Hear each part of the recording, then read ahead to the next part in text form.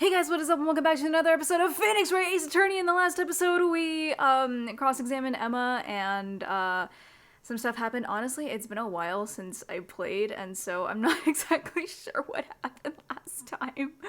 I do know that we are on the kind of the latter half of the trial though. So yeah, last week I went to Savannah to go look at my new college. So I didn't actually play anything last week. I pre-recorded it and scheduled the upload.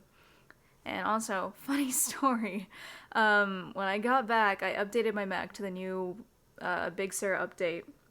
And then I had to re-download DeSmuMe for whatever reason, and then I got all my data deleted.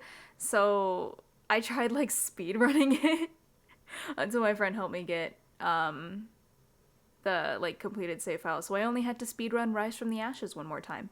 So yeah, anyways, let's get going.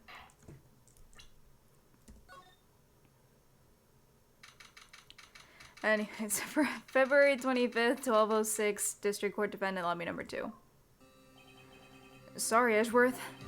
I didn't mean to get you in trouble. Don't worry about it. This is my problem, not yours. Hope I'm not interrupting anything, pals. Oh, I guess I am. I'll come back later. Oh, Detective Gumshoe, what is it?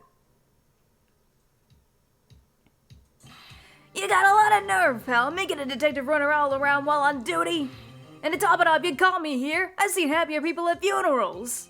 I take it Lana's having you run errands again? Let me tell you, this is the last time, pal. Here, she asked me to give this to you if there was a break in today's trial. Evidence law? Edgeworth was talking about this just the other day. I'm sure you know the 2 rules of evidence law, don't you, Wright? Rule number 1, no evidence shall be shown without the approval of the police department. Is that right, Mr. Wright? It seems so. You could at least study some evidence law, really. The chief prosecutor also wanted me to give you a message. A message? She said, if you're planning to take him on, you're gonna need this book. Him. I guess I'll need to give this book a thorough read. Doesn't look like that book will do you any good now, though.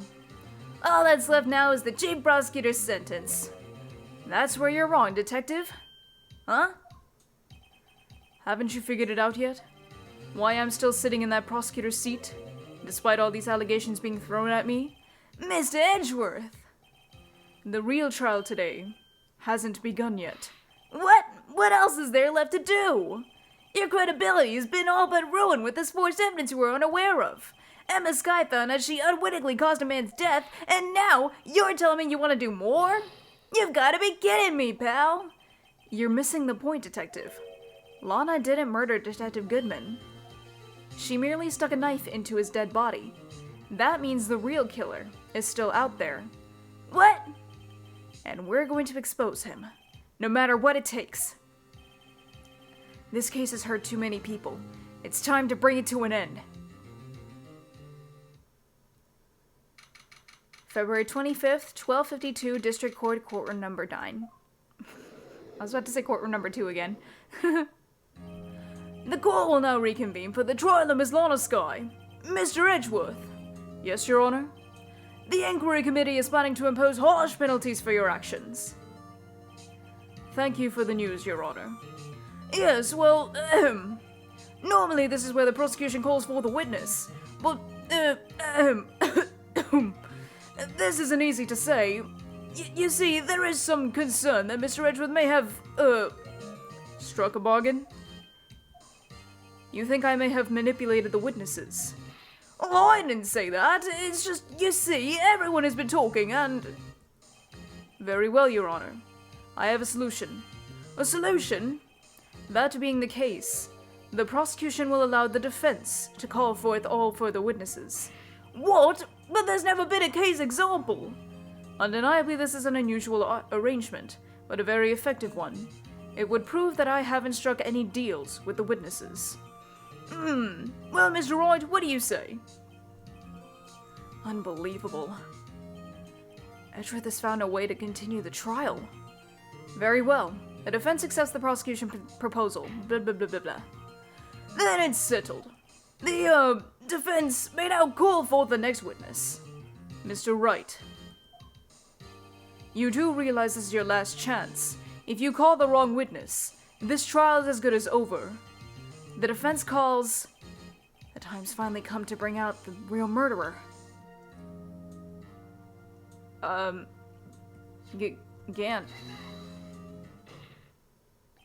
Damon Gant. The defense calls Damon Gant to the stand. Damon Gant? What does he have to do with anything?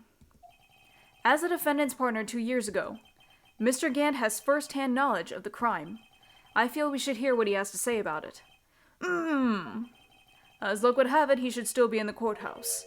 He would also be the least likely to have been manipulated by me in any way. Wouldn't you agree, Your Honor? True. All right. Bailiff, please escort Mr. Gant to the stand. Witness, please state your name and occupation. What is this, some kind of practical joke? I was just on my way to lunch. Your name and occupation, sir. Worthy, are you sure you want to do this? Your name and occupation. So, you want to play hardball, eh? But please, Mr. Gant. Fine. My name is Damon Gant. I'm the acting chief of police. Now then, Chief Gant, the court requests to hear your testimony. Oh, righto. What's with the grim face? First, let's clear up this SL-9 incident. Oh, you mean that time when Lana's sister murdered that prosecutor? Personally, I think it's been made pretty clear already. There are still some things unaccounted for. Oh? Like what? Like the role you played in all of this. Son, either you're very brave or very foolish. You are aware, of course, that a police chief has all kinds of weapons at his disposal. Weapons? Sure, take my testimony for example. I don't have to give it if I don't want to. What? Is that true? I'm afraid so. The chief of police has the right to refuse to testify. Of course, such an action carries with it certain risks. Don't worry, I'm not here to hinder your trial. Just remember, if this turns out to be a big waste of time, don't say I didn't warn you. Very well. The witness may now begin his testimony. Okay. As I recall, Neil and I were questioning him that day. To make a long story short, we slipped up. That power outage didn't help either. When I went to my office, I found Lana there. Apparently she had already arranged the crime scene. As you can see, I had nothing to do with the forgery. Is that when Dog was arrested? Him? He was lying on the floor unconscious.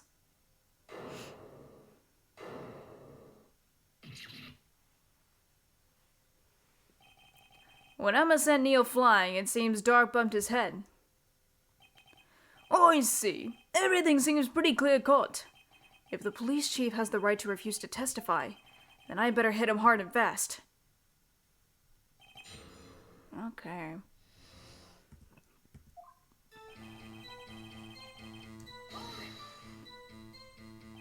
As I recall, a ceremony was held at the police department that day. Yes, that's right. I guess you could say I'm a workaholic.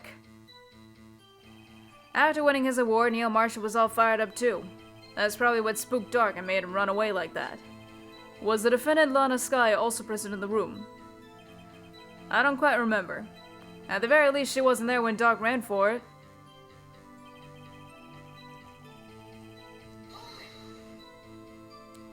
So the two of you ran immediately after him, right?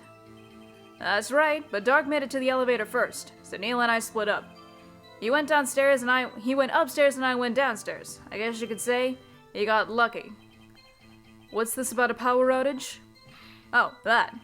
The elevator stopped all of a sudden and I got the shock of my life. Well, probably not as shocked as when Neil was when that knife went through his heart, though. That's not funny.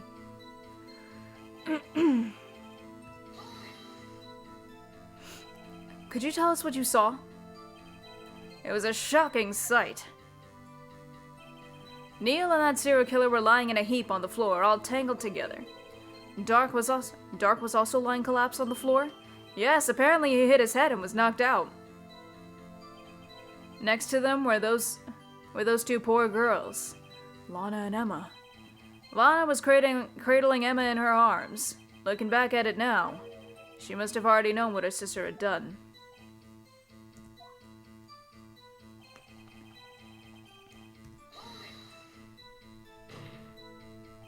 How can you know that? Because of the victim's body. It had already been moved. So that means... You found the body near Lana's desk. That's right. I think you said earlier. It was my suit of armor that really stabbed the prosecutor? Yes. Anyway.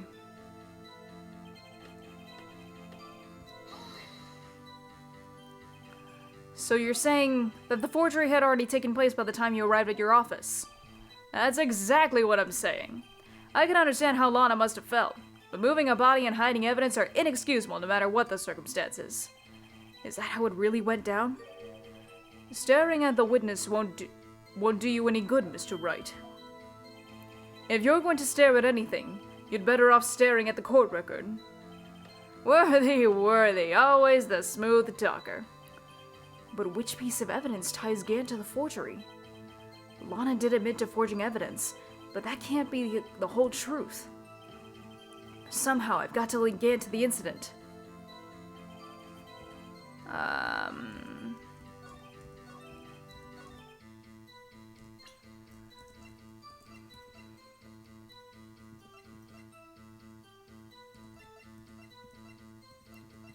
Okay, so let's talk about this for a second. So we have the evidence list. Part of the evidence list was in his desk, so that could be one. The second part was this. That was in his safe, for whatever reason. The other part could be the jar, but like, you know, whatever. Who cares about the jar, right?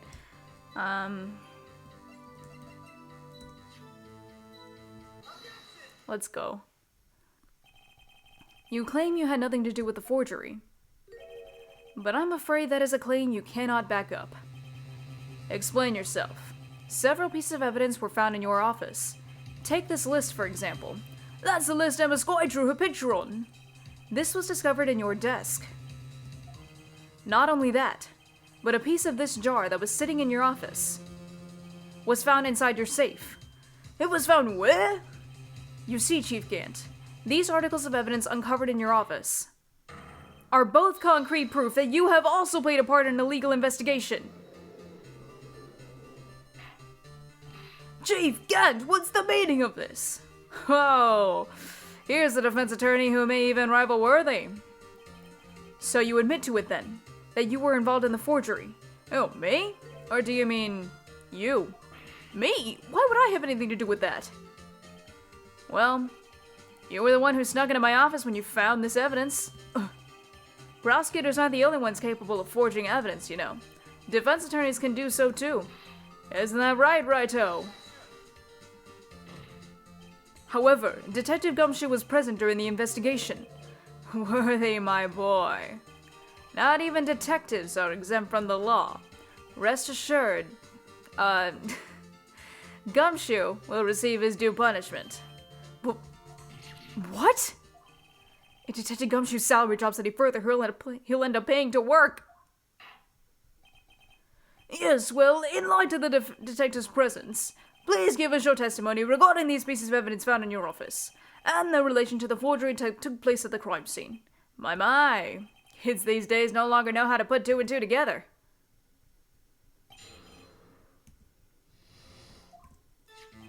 Let's see, what was it now? A jar fragment and a list? For all I know, you could have planted them in my office. Anyway, you can't prove when those pieces of evidence were discovered. If they were found after Dark was convicted, then they're worthless. There's no reason I participate in a forgery. Rearranging the crime scene wouldn't help me out in any way. You sure about that? You sure about that? Mr. Wright. Yes, Your Honor? When investigating the crime scene, you should have been more careful to observe protocol. You do understand that I am the chief of police, right? There will be consequences. Oh. Indeed, I believe I will press charges, so you won't make the same mistake again. My apologies, Chief. Would you mind waiting till tomorrow for that? Today is, well, you know. All right, Edgy. In return, though, I know, that place, right? Huh? What are these guys telepathic? Where's that place? Swimming pool? Are they going swimming? Are you going swimming, Edgy? I'd appreciate it if you'd stop making these ridiculous allegations. Yes, you do have a point. You wouldn't have the guts to do something like that. What? I'll have you know, back in the day I once broke into a cattle ranch and tipped— Mr. Wright, what are you saying? Anyway, you can't prove you didn't carry in the evidence, can you? If you have proof to the contrary, you're gonna need it later. Later? What are you talking about? What else? I'm talking about when your fingerprints are found. Yes, if they're found inside my safe, they would prove your investigation was illegal. Ugh, I've never faced anyone as slimy as this guy.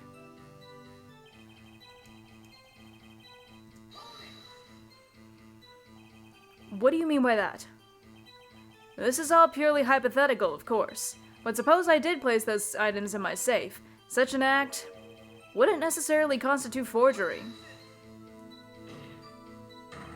If concealing evidence found at a crime scene isn't forgery, I'm not through speaking yet, Mr. Wright. It all depends on when the evidence was discovered.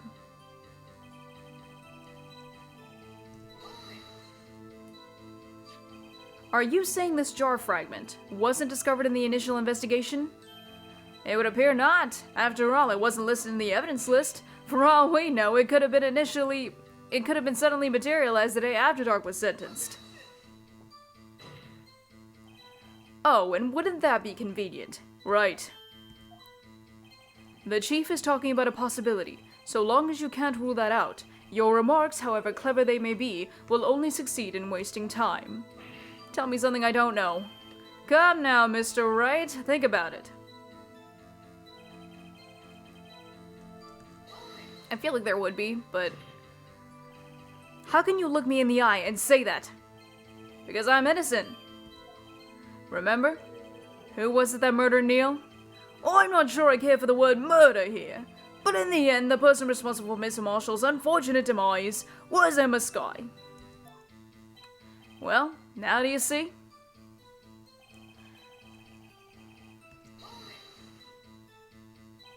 Really, Chief Gant. At the very least, there is one very large benefit you've reaped from all this. Oh? I wasn't aware. What is this benefit? That would of course be the position you have, Chief of Police. Ooh! The resolution of the SL-9 incident secured your promotion to Chief. That in itself is sufficient motive. Oh, that's a good one. Huh? Do you really think I'm that incompetent? What do you mean? Even without that case, I was already in line to become the next chief. The resolution of SL-9 merely sped up the inevitable a little. Is that true, Edgeworth? Yes. He was going to be made chief anyway. Be careful when pointing that finger. You might wind up being the one pointed at. So that means there's only one possible motivation for you to commit forgery. If you didn't do it for yourself, then you did it for someone else. Don't be silly, Worthy. You know me better than that. There are only 3 people I look out for. Me, myself, and I. There, it's out in the open now. Auntie, would you mind if I change my testimony a little? Oh, by all means, please do! Alright, I know this is like kind of a weird place to stop, but I think we're gonna go ahead and stop here. Thank you guys so much for watching. If you enjoyed it, please make sure to leave a like, leave a comment, or maybe even subscribe. I'll see you next time!